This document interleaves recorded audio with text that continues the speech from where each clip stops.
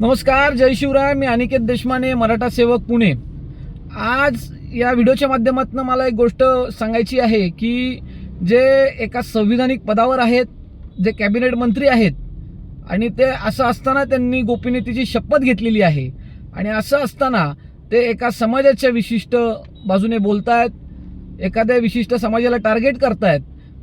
ज्या मराठा समाजाला आरक्षण भेटलं, हैदराबाद गॅजेट लागू झालं, त्याच्यावर अंमलबजावणी सुरू झाली आणि ते कुठं पोटात दुखायला लागलं म्हणून हे मंत्री महोदय आज सरळ सरळ स्पष्टपणे समाजाची बाजू घेऊन एका मराठा समाजाचा द्वेष करतायत. आपल्याला कळालं असेल की मी कोणाच्या बाबतीत बोलतोय. जे छगन भुजबळ आज मराठा समाजाचा इतका द्वेष करतायत, त्यांना एवढं दुखलंय की जे हैदराबाद गॅजेट लागू झाल्यानंतर आणि ते वारंवार स्पष्टपणे सभेमध्ये किंवा त्यांच्या कुठल्या कार्यक्रमात वारंवार या बाबतीत बोलतायत सरळ सरळ. तर मला त्यांना सांगायचं आहे की आपण एका विशिष्ट पदावर आहात, ते संविधानिक पद आहे, त्याची तुम्ही शपथ घेतलेली आहे आणि असं असताना तुम्ही असं एखाद्या विशिष्ट समाजाच्या बाजूने बोलू नाही शकत. तर आपण एक तर पहिल्यांदा राजीनामा द्या आणि मग आपल्याला कुठल्या समाजाची बाजू घ्यायची आहे त्याची बाजू घ्या, त्या बाबतीत बोला, काही हरकत नाही.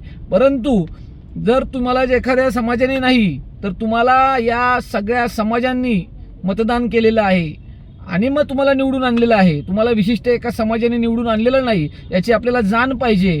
त्यामुळे आपण पहिला राजीनामा द्या आणि त्यानंतर तुम्हाला काय गोंधळ घालायचा तो घाला.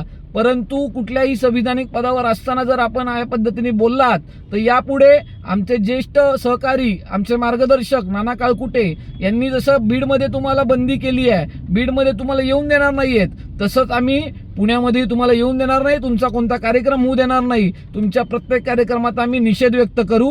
पोलिसांनी आम्हाला जर अडवलं तर आम्ही गनिमी काव्याने त्यात घुसू आणि आम्हाला जेवढे काही गुन्हे अंगावर घ्यायचे वेळ आली तर तेवढे घेऊ. परंतु आम्ही आता आमच्या समाजाच्या विरोधात बोलणाऱ्यांना सोडणार नाही, हेच या माध्यमातून मी सांगू इच्छितो.